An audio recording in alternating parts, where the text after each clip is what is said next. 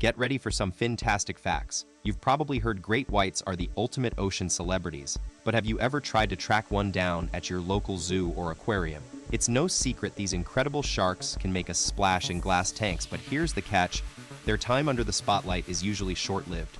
The truth is, most great whites don't survive capture and the transition into captivity for long, making it super rare to spot one alive and thriving behind the scenes. The first recorded attempt to cage these ocean giants dates all the way back to marine land of the Pacific in California during the mid-1950s. Talk about old-school shark adventures. Unfortunately, the star attraction didn't last long. It sadly met its end just 24 hours later. Fast forward to the 70s, 80s, and 90s when SeaWorld took a crack at showcasing sharks under glass, but their efforts were short-lived too. All of them resulted in either death or an unsuccessful release back into the wild within just 2 weeks. As you can imagine, this pattern led to a major slowdown in captive great white displays by the 2000s. The Monterey Bay Aquarium remained one of the few institutions brave enough to give it another shot. The turning point for these oceanic behemoths came when, in 2004, the Monterey Bay Aquarium managed to keep a great white on display for over 6 months before releasing it back into its natural habitat, a remarkable exception amidst this challenging endeavor. However, it's worth noting that keeping great whites in aquariums just doesn't work out well. The main culprit behind this is their highly specific feeding habits. These sharks simply refuse to eat anything other than live prey, unless they're absolutely starving. You see, when we try to replicate the ocean environment in our aquariums, things get complicated, especially with great whites. These apex predators have very specific needs. They can't just snack on some frozen fish flakes like your average goldfish. No way. Their feeding habits are all about fresh, live prey. But that's where it gets tricky. It's tough to manage and also super expensive.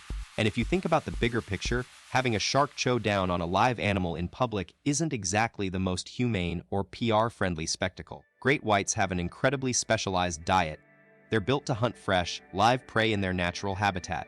So, if we try to feed them a dead fish, you can bet your bottom dollar they'll turn up their nose at it. But what's even more fascinating is the impact of this feeding challenge on these incredible creatures. They cost an arm and a leg to keep, making them one of the priciest aquarium residents out there. And if we factor in the live prey dilemma, things can get messy, literally and figuratively. So, let's put that aside for now and dive deeper into what makes great whites so unique, shall we? When we consider the personality traits of marine beasts like great whites, our first instinct might be to label them solely aggressive creatures. But here's the twist: captivity seems to be what brings out their anger, making it challenging to keep them in aquariums. They sometimes end up causing damage to the glass tank, and due to their intense hunger and instincts, they can even harm or kill their tank mates. This makes maintaining a great white exhibit incredibly costly. Think of all those replacement tanks needed.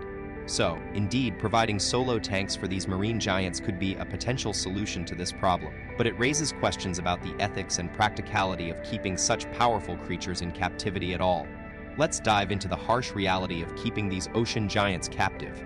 It's not just about space or money, it's about their survival needs too. Great whites aren't like other fish. They need to keep moving at high speeds to breathe, which means their tank would have to be a massive swimming arena where they can cruise and catch that flow of water over their gills. Picture this: for one 6-meter-long shark, you'd need an aquarium roughly the size of a small city block, or maybe even bigger. To put things into perspective, there's a recorded great white named Nicole who traveled over 400 miles from Africa to Australia and back in just 9 months. That's equivalent to flying around the globe almost 3 times. That kind of scale gives you an idea of what we're talking about here. A shark's home needs to match their incredible size and nomadic lifestyle. You're right on track. These majestic creatures are meant to roam free, and forcing them into an enclosure that's only as good as our engineering skills is far from their natural habitat. The size of the tank would have to be mind-bogglingly huge to even come close to what they're used to. But let's face reality, it's not just about replicating space. It's also about creating a suitable environment that mimics the flow of water and their food chain. You see, these sharks aren't just built for speed, they're apex predators designed to hunt in open waters. And their natural instincts can't be completely replicated in captivity. Imagine if we were to build such an enormous tank. It would indeed be a sight to behold, but unfortunately, the experience wouldn't be as engaging as you'd think. Visitors would end up spending more time waiting for glimpses of the shark than actually interacting with it. Let's dive into another mind-blowing theory. You see, sharks have this incredible superpower called electroreception that lets them detect even the slightest changes in their surroundings. It's like they have a built-in radar system that guides them through the ocean. Now, imagine if we were to lock one of these creatures inside a glass tank. It would be like throwing it into sensory overload. The shark would literally be bombarded with all sorts of stimuli from the glass walls and the electronic equipment used to keep it alive in captivity. It could end up so confused that it starts colliding with the walls, causing serious injuries. Or worse, the shark might just sink into a depression, unable to cope with the constant barrage of unfamiliar sounds and sensations. And you know what? A physically or mentally stressed out shark won't stand a chance in surviving for long. Capturing a great white shark, it's no picnic, folks. These magnificent creatures aren't something you can easily scoop up from the ocean floor like a plate of your favorite seafood. They're apex predators, reigning supreme in their underwater kingdom, and they won't give up without a fight.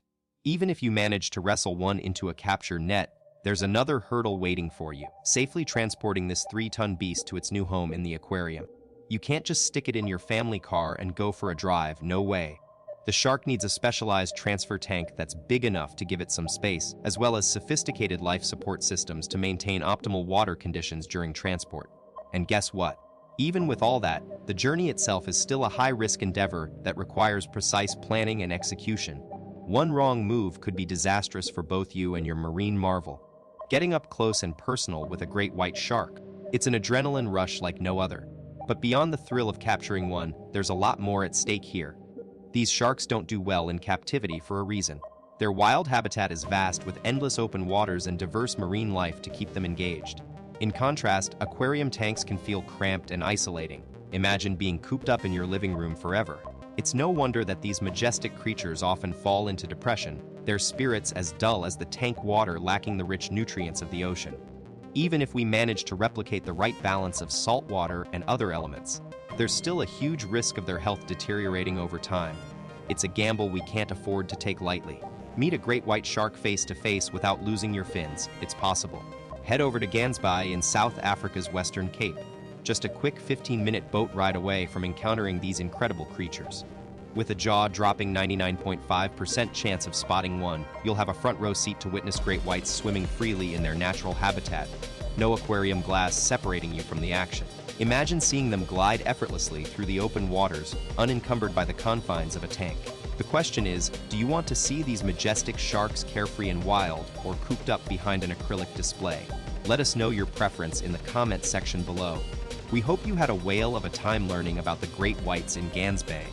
Make sure to hit that subscribe button so you don't miss out on more thrilling animal encounters and fascinating facts from our edutainment adventures.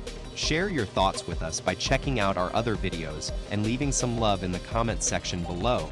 We'd love to hear what you think. You can also connect with us on social media platforms like Twitter, Facebook, and Instagram for a constant stream of educational fun and behind-the-scenes peeks into our content creation process. Thanks again for watching. Until next time, when we dive back into the wild blue yonder.